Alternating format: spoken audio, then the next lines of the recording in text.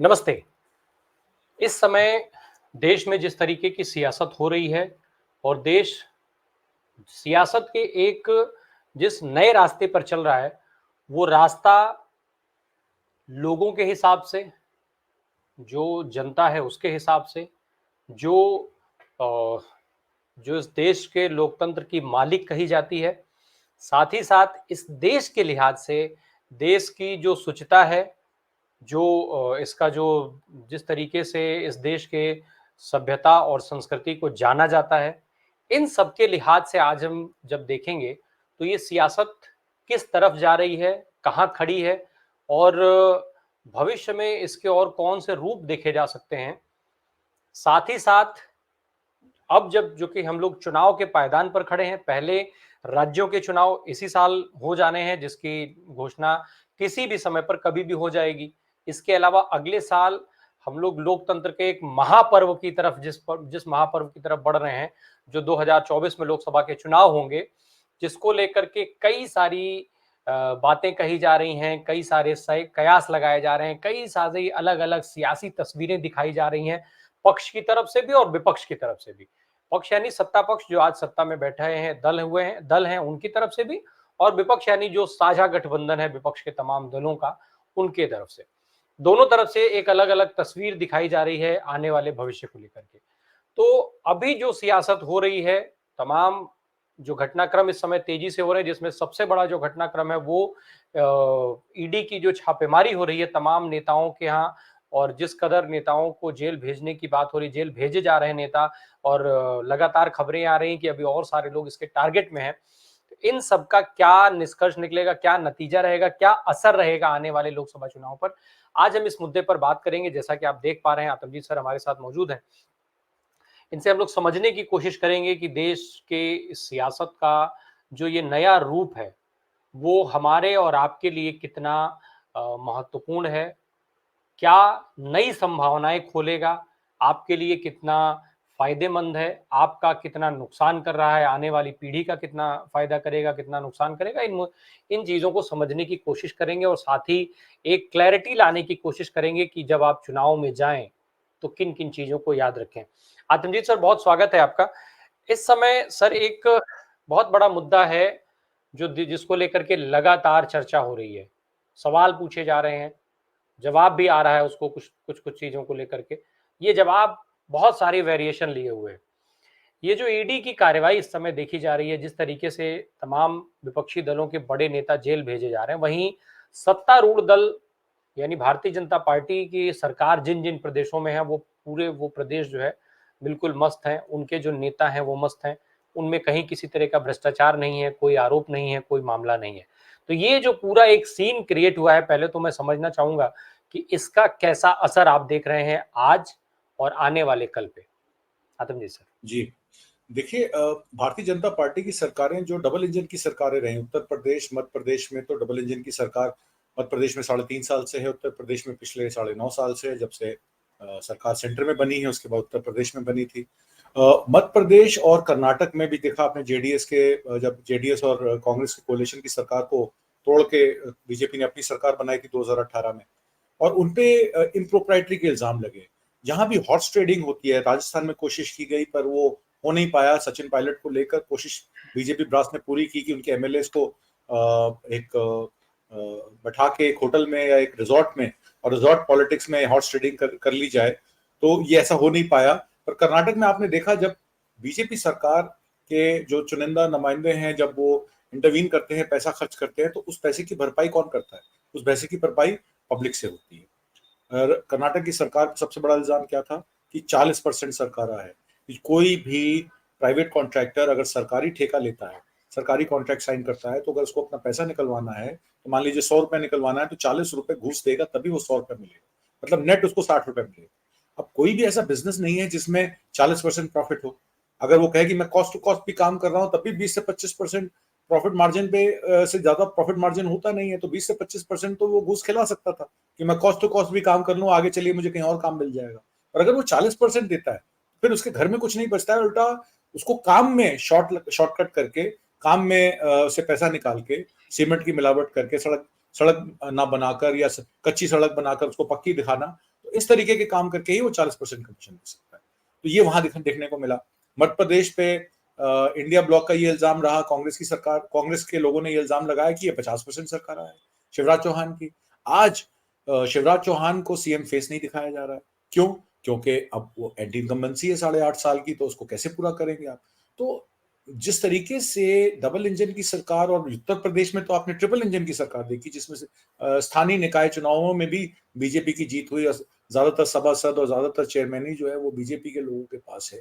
तो किस तरीके से कॉर्पोरेटाइजेशन किया गया इलेक्शन का, किस तरीके से पैसे के लेन देन को ऑफिशिएट किया गया, और जो सुप्रीम बॉडी है, चाहे वो आरएसएस के ऑफिस बेरर्स हो या बीजेपी के ऑफिस बेरर्स हो, किस तरीके से उन लोगों ने हर चीज का एक नक्शा बनाया। सतपाल मलिक ने, आपने देखा, गोवा में कहा कि गोवा में मुझे ऑफर किया गया कि आप पैसे ले लीजिए और टैक्सी वालों को काम करने दीजिए।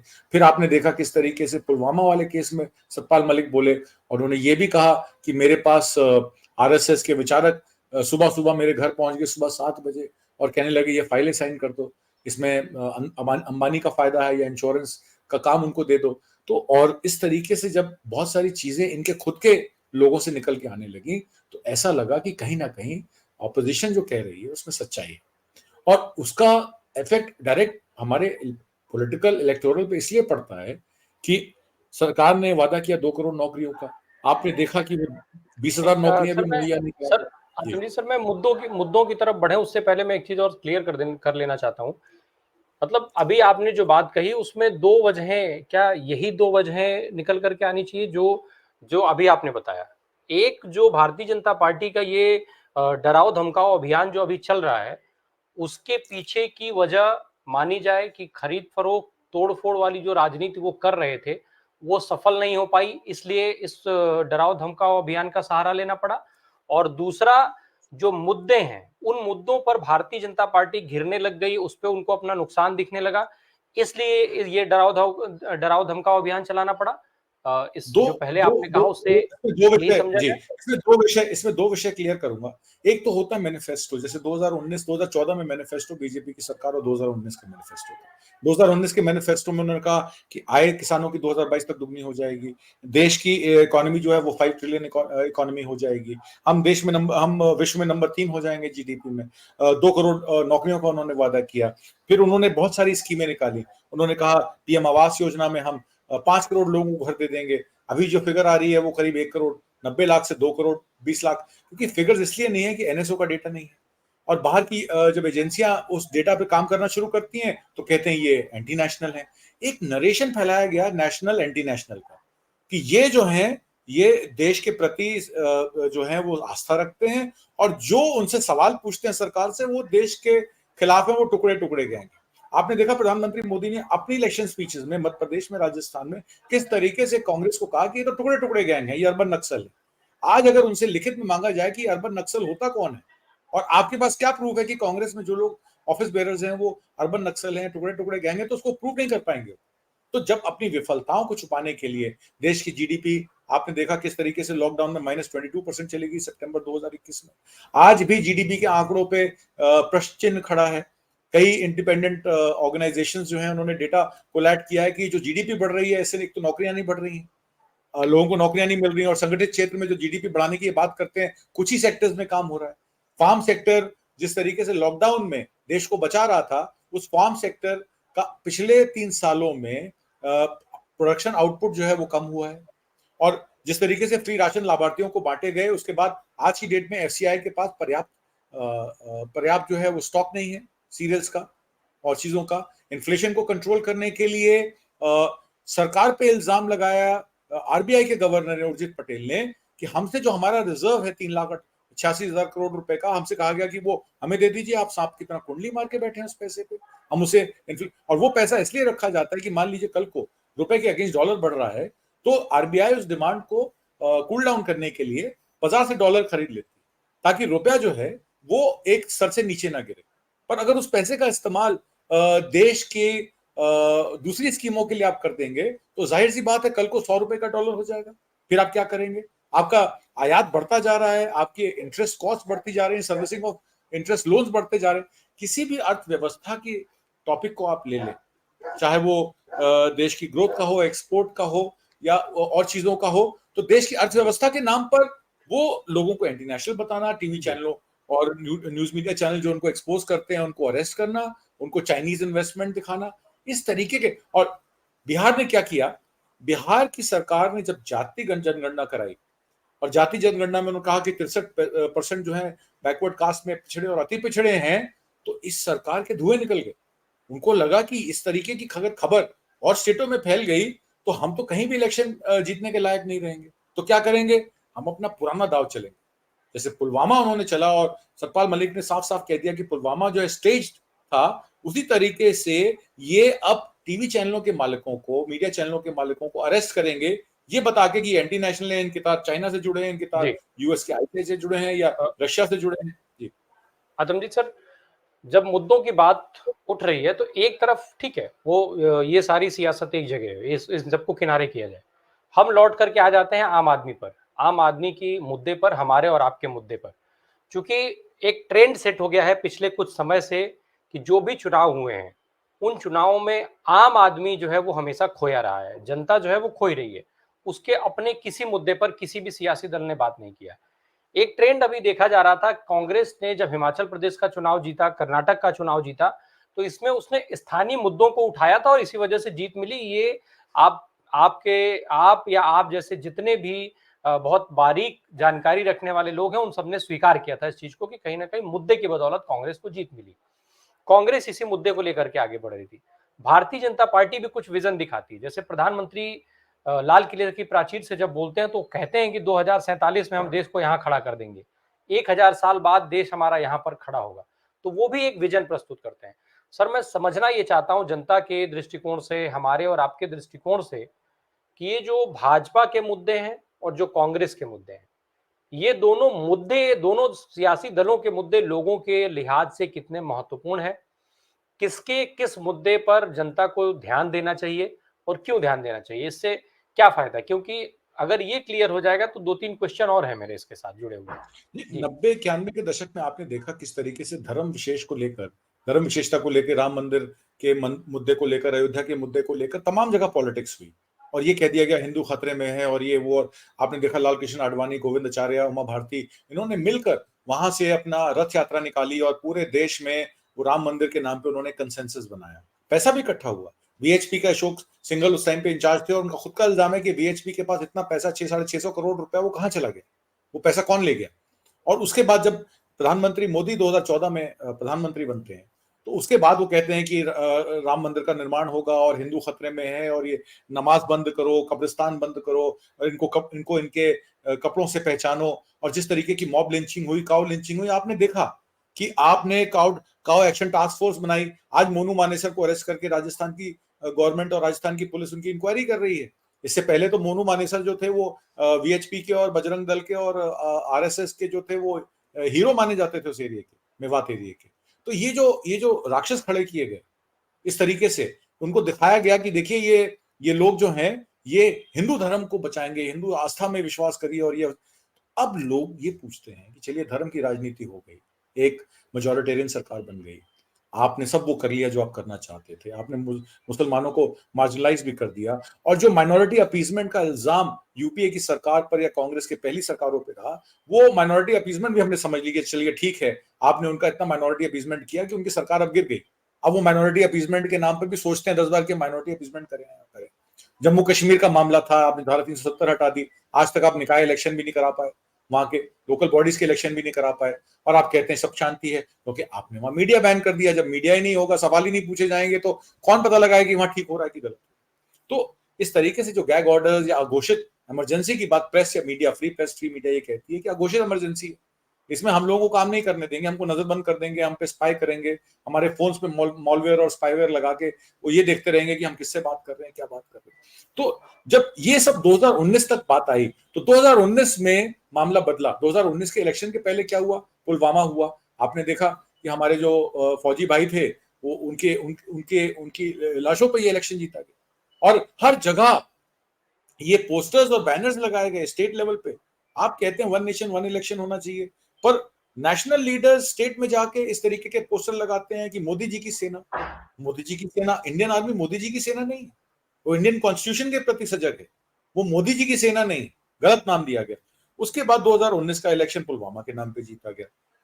फिर उसमें नरेशन शुरू हुआ।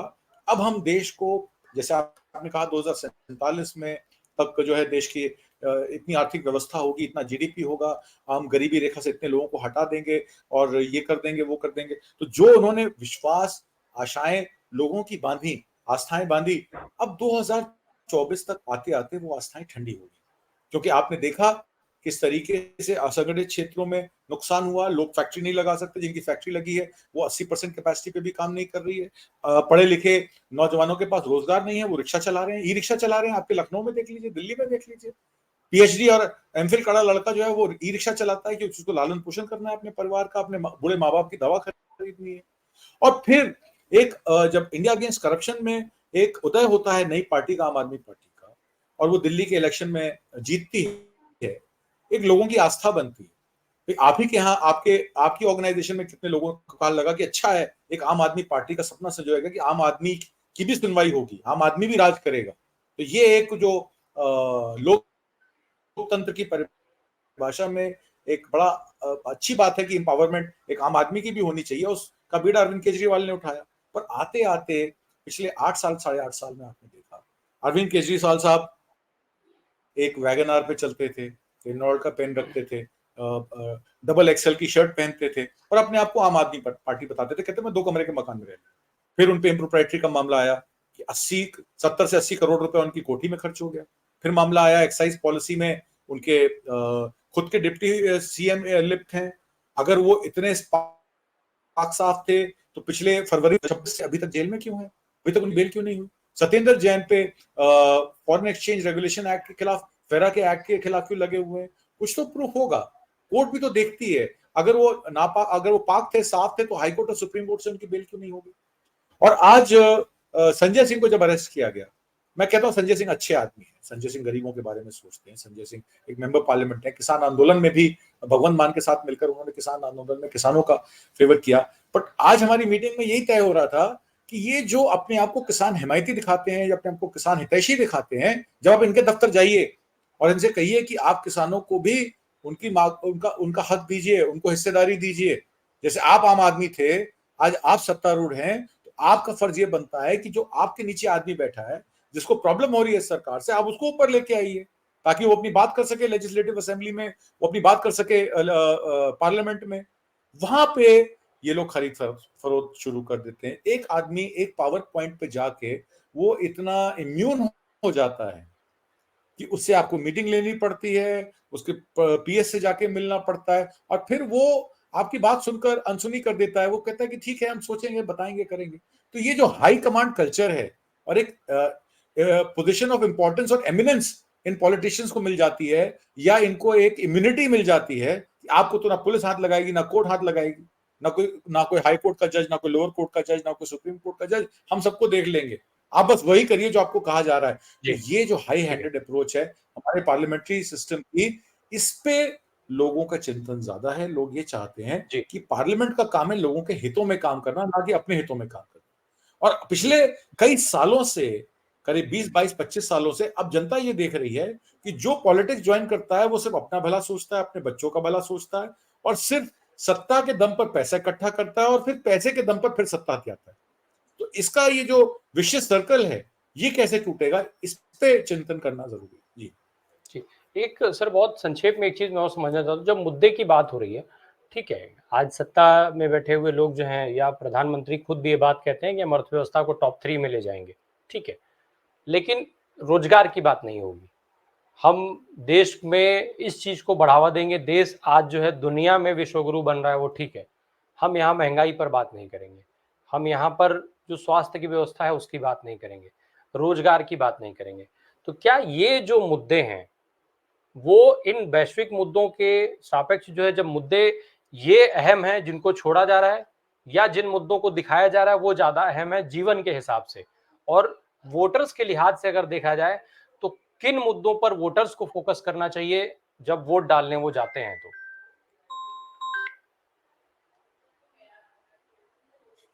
पहली बात तो यह है कि आपको अर्थव्यवस्था पे नजर बना के रखनी चाहिए। अगर कॉर्पोरेट्स का 18.5 लाख करोड़ रुपए का लोन माफ हुआ है, और ये डेटा हर जगह से कोलैप्स हो चुका है, इसमें कोई वो नहीं है कि कॉर्पोरेट्स का लोन माफ नहीं हुआ है। वो 18.5 लाख करोड़ का लोन जो माफ हुआ, वीडियोकॉन का, अदानी का, अंबानी का और लोगों का, उन लोगों ने कितनी जॉब जनरेट की? क्या 18.5 लाख करोड़ रुपए लोन माफ करके क्या उन लोगों ने 2 करोड़ लोगों को हर साल रोजगार दिया? अगर यही पैसा कृषि में लगा होता, यही पैसा स्मॉल इन्वेस्टर को दिया गया होता, जो 50 लाख रुपए का यूनिट लगा के फूड प्रोसेसिंग कर सकता है, या 1 करोड़ रुपए लगा के वो राइस मिल लगा सकता है, तो बजाय उन लोगों को उस बैंक का पैसा, और वो पैसा लौटा भी देगा।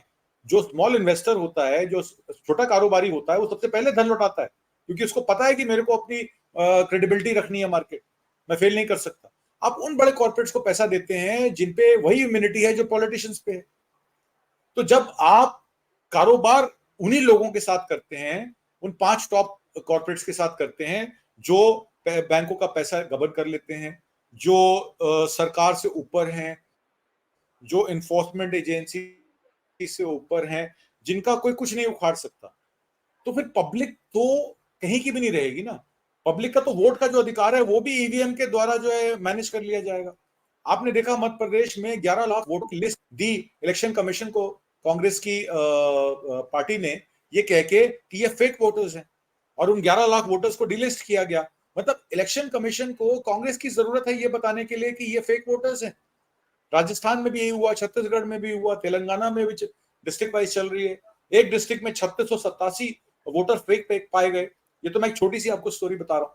तो जब देश के जब एजेंसियां अपना काम नहीं कर पाएंगी, चाहे वो इलेक्शन कमीशन हो, चाहे वो कोर्ट्स हो, चाहे वो आचार संहिता हो या कुछ भी हो, तो मेरा कहने का मतलब है कि जब आप हर चीजों को जकड़ लेंगे और सबको ईडी, सीबीआई और इनकम टैक्स का डर दिखाएंगे, पहले आपका दुश्मन पाकिस्तान था, आज क्योंकि पाकिस्तान की अर्थव्यवस्था इतनी खराब है कि वो लड़ भी नहीं सकता आपके साथ, तो आपका दूसरा दुश्मन चाइना पैदा हो गया। और हमारे जो एक्सटर्नल अफेयर्स मिनिस्टर हैं जयशंकर साहब, वो क्या कहते हैं, चाइना की पावर बहुत ज्यादा है, चाइना की आर्मी बहुत बड़ी है, हमारी इंडियन आर्मी तो उससे लड़ नहीं पाएगी। जी। ये कैसा सेनापति है इस देश का जो लड़ने से पहले ही सेना का मोरल कर रहा है? ये सरकार इस तरीके की बातें करती है। और ढोकलाम में, और आपने देखा कि उनके खुद के मेंबर पार्लियामेंट सुब्रमण्यम स्वामी का भी इल्जाम है कि 2600 स्क्वायर किलोमीटर का एरिया जो है चाइना ने हमारा ले लिया, और उसमें मोदी जी चुप हैं, कहते कोई अतिक्रमण नहीं हुआ। तो फिर सच क्या है, इसका व्याख्यान कौन करेगा?